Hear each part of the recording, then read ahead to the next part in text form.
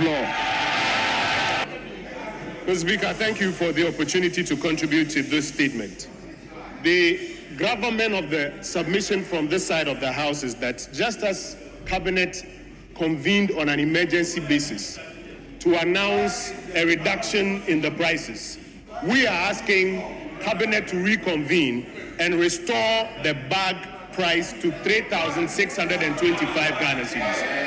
Mr. Speaker, for those of us from the cocoa growing villages, this is not a matter of FOB 70%, 90%, or some of the technical jargons being put here. This is a matter of life and death for many cocoa farmers. Mr. Speaker, early this morning I got a call from a gentleman named as Kofi from a village known as Kwabwedi number 2 in my constituency. He has taken 200 bags of cocoa from cocoa farmers. He's a purchasing clerk and has made those 200 bags available to the DO. After this announcement, the cocoa farmers say they know they've sold their cocoa at the old price of 3,625. And the DOs are now telling them that because Cocoa Board has not evacuated, they are going to buy it at the new price. What this means, Mr. Speaker, is that for a purchasing clerk like Kofi, who has taken 200 bags of cocoa, he alone is now making a loss of about 200,000 Ghana cedis.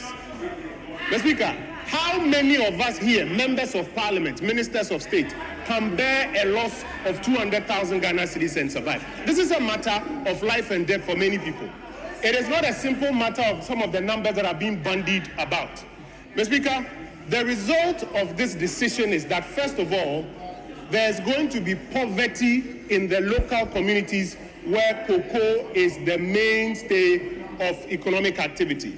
About 1 million Ghanaians are involved in the cocoa growing sector.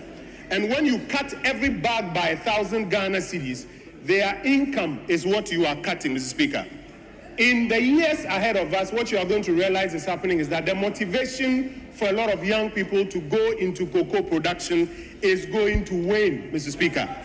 In previous times, I remember, I think in the 2018-2019 year, cocoa prices on the world market went down. I was in that cabinet meeting when Yao Safumafo, then senior minister, put up a strong advocacy that it cannot be that the government of Ghana will look cocoa farmers in the eye and cut their prices. And true to it, the government did not cut cocoa prices. In fact, prices rose from 475 Ghana cedis or so to about 3,100, despite the reduction in prices sometimes on the global market. Today, it is shocking to hear our colleagues on the other side say global or external factors. A few years ago, when we were telling them about the impact of external factors, they were laughing and saying that it is not possible. Today, they want to rely on external factors as a basis to cut cocoa prices by 1,000 Ghana cedis per bag.